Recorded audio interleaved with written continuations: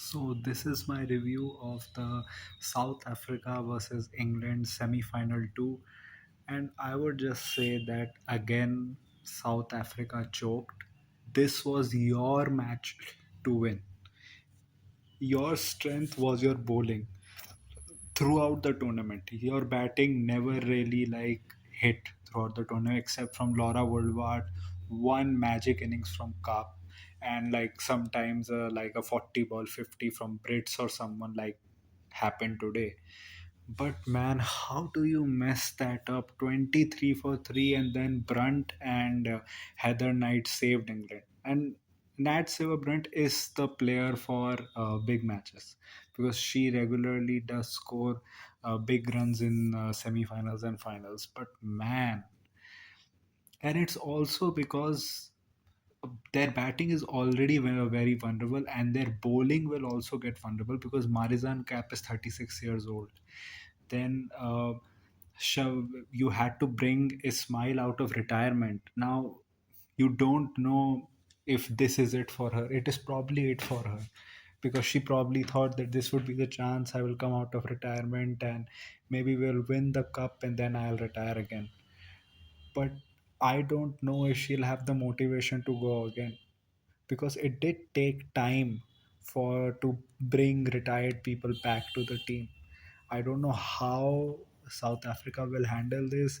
They had probably one of the better positions that they have had in a World Cup to go on and potentially win the tournament. But they again, or at least reach the final, because even England hasn't been that convincing throughout the tournament. And this also shows how much we fumbled. Like that South Africa match, we should have easily won that match. Like, how do you let Cap score runs who has not scored runs in such a long time? Like, how do you capitulate against that South African team, man? And especially, but you have to give it to England. And then their bowlers, they just didn't let South Africa have any respect. And even then, they were 83 for 3. And if Brits stayed there, maybe they could have built up a partnership and maybe done something.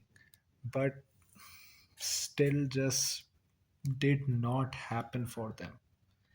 And even South African batters, like I think they were just struggling against the spinners, especially Eccleston.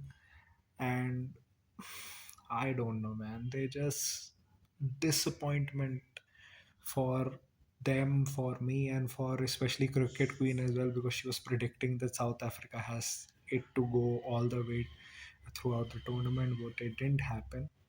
Then another thing that now England is going to face Australia, and one thing is that maybe Australia does not have the luxury to play Alice Perry because maybe she is injured.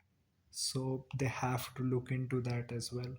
So let's see what happens there. Like, this is the perfect chance for England to win because it's going to be on their home ground. They will have the crowd behind them. They're coming in with a great performance. Alice Perry may not be there, and also like this Australian team is Australian team, but I think if you really plan well and you execute your strengths, I think you can still beat this Australian team. It is not that it is unbeatable. I feel that it is not unbeatable, even though they have had a great performance in this World Cup. I do feel Australia, because of their reputation and some of the performances that players have, will have the upper hand. But I do think England will come with the reinvigorized spirit because the way that they have like just crushed South Africa. And I think home World Cup final, I think this will be something else for England. And honestly, England cricket needs this, with especially the stuff that has been going on in men's cricket. Like since the 2022 T20 World Cup, things have not been good for England cricket. Like their performances has just capitulated in the men's team across formats, and they need some respite from that because currently they are not doing that well.